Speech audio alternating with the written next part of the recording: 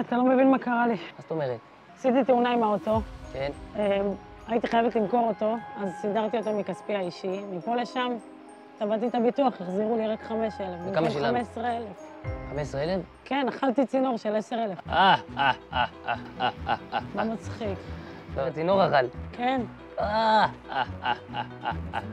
מה, היית רוצה לי גם ככה? לא, את האמת, אני לא הייתי רוצה גם ככה, אבל אם זה קרה לך, יכולה להיות רגועה. אין שקל, אין דאגות. שמעת על אקסטול? לא. מה הבעיה?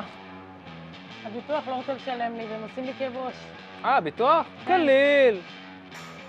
מה קליל?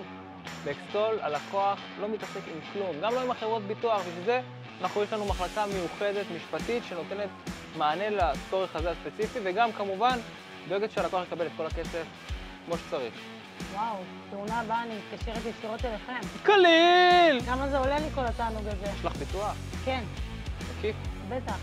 עברתם תאונה? יש לכם ביטוח מקיף? אתם לא רוצים לשבור את הראש? אתם רוצים לקבל רכב חילופי עד הבית שלכם בלי להתעסק עם כל התביעה מול חברת הביטוח? קליל! בשביל זה יש את אקסטול, שירות קליל! הכל? הכל? קליל! הכל? קליל! קליל!